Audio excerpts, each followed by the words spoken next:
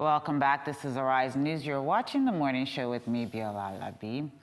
Tolu Dima-Okojie is a money behavior strategist and a founder of Money Map Academy, a finance literacy company. She is also the creator of Money Behavior Quotient, a tool that helps you identify your money personality to know if you're a spendthrift, a hoarder, a mismanager, or an investor, and how that lifestyle is hindering you or helping you build your wealth.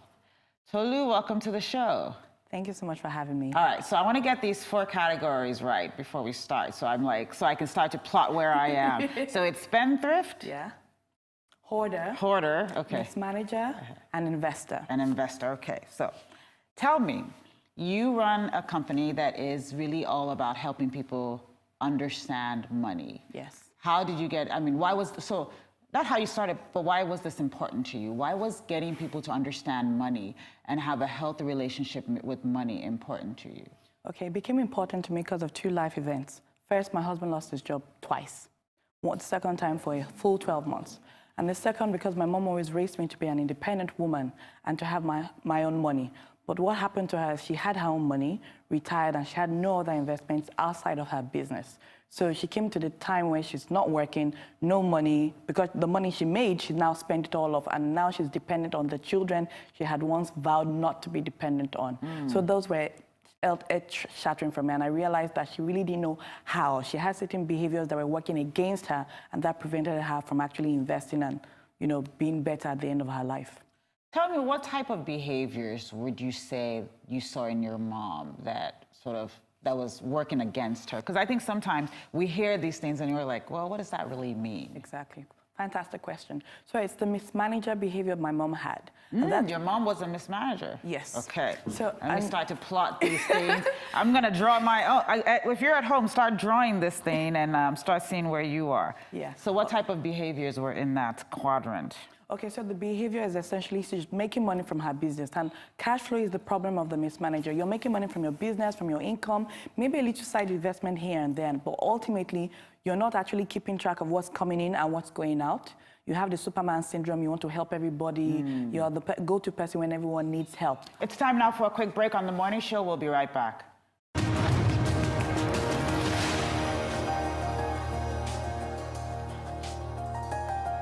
Welcome back. This is Arise News. You're watching The Morning Show with me, Biola Labi. Still with me in the studio is Tolu, telling us about the different personalities around money and what your evaluation measurement does, which is basically help people figure out where they are.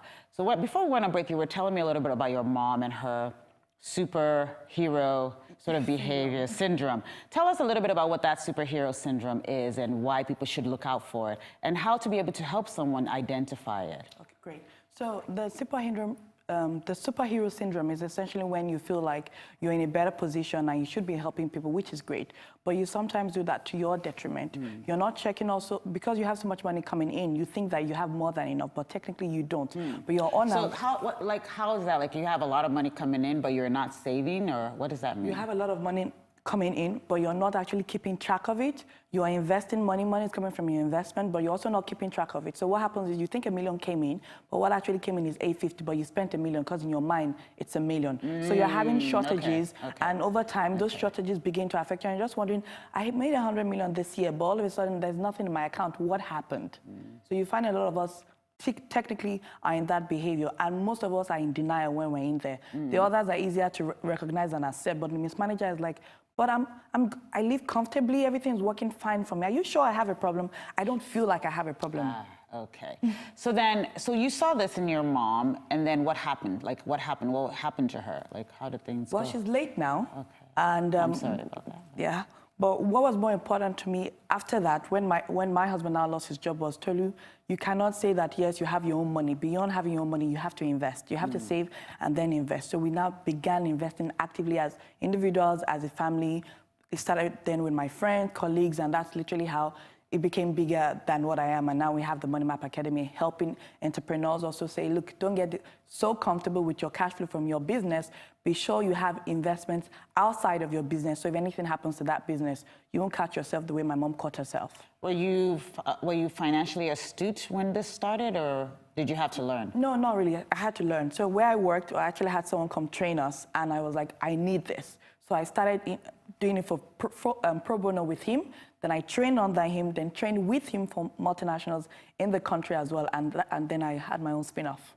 Wow. Yeah. And when you decided to start your own spin-off, who was going to be your target audience? Entrepreneurs, because especially women, because I don't want women who are independent, especially single moms, divorcees, widowed, and they're just thinking, you know, I just want to get my kids through school. But then at the end of the day, the last thing you want to be is a burden to your kids. Even you don't want to do that after you've been independent all your life, and you do that through investing. But if you have these behaviors, just like the person smoking and drinking, you know you shouldn't be doing it, but you can't seem to help yourself because you've not done the evaluation to realize what's actually blocking your mindset, your belief system that is actually creating those actions, because you're a function of your behaviors, okay? Yeah.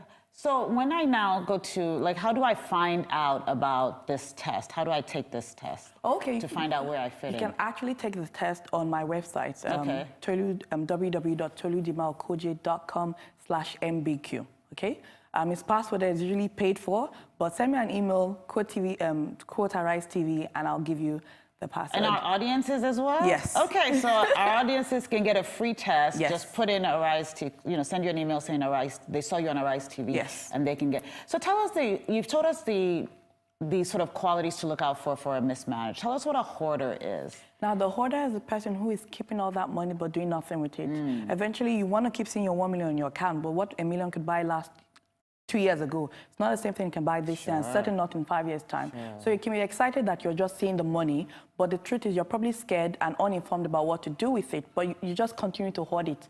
But that's not how you build wealth. It's not by sitting pretty on the money. So that's a hoarder. We now know a mismanager. What's the next one? The spendthrift. The spendthrift. Okay. Absolute worst of the worst. It feels worst. like that's pretty self-explanatory. But yes, tell exactly. us, like, you know. So basically, you're trying to keep up with the Joneses. You don't always see it, but peer pressure and expectation of the future you wanted for yourself that you never had, a combination of all of that just makes you just forget about the money, whatever it takes to get it. And what's worse with these people is because you're now desperate, probably getting into loans, you're most likely going to be looking for money, 100% investments in a very short time. It's easy to get scammed. So you can see how that behavior is translated to the kind of investments you're looking for.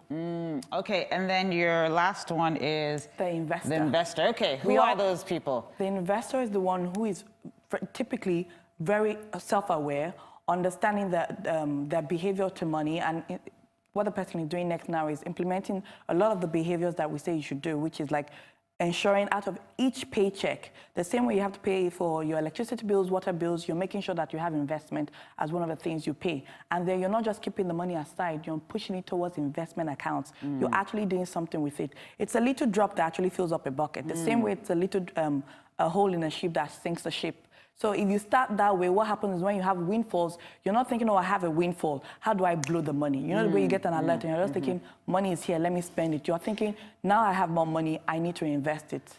So we're going to wrap up soon, but I know you're coming back because you're going to come back and actually talk with our next guest, and we're going to have another conversation with you. But I wanted to ask, since you focus on entrepreneurs, the one thing entrepreneurs are always sort of saying is like they're sort of, you know, it's like they're going, they're money in, cash out. So how do you encourage someone, because not all entrepreneurs have a steady paycheck, how do you encourage entrepreneurs to save and invest, really?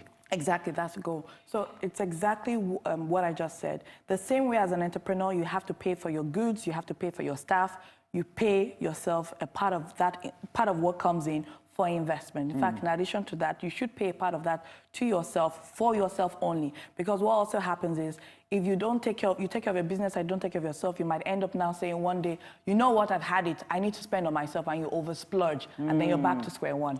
But entrepreneurs are like, well, I'm invested in my business. Yes, but remember, anything can still happen to your business. I always tell people, a lot of the wealthiest people in the world, if anything happens to their main sources of income now, you'll be surprised they're not going back to ground zero. But with entrepreneurs, we usually end up starting afresh. Wow. Thank you so much, Tolu. We're going to take a quick break. We're going to bring you back for another conversation. I hope you don't mind waiting. Thank you for sticking around. We're going to take a quick break, and when we come back, we're going to talk to my next guest about how to invest all your money. Don't go anywhere.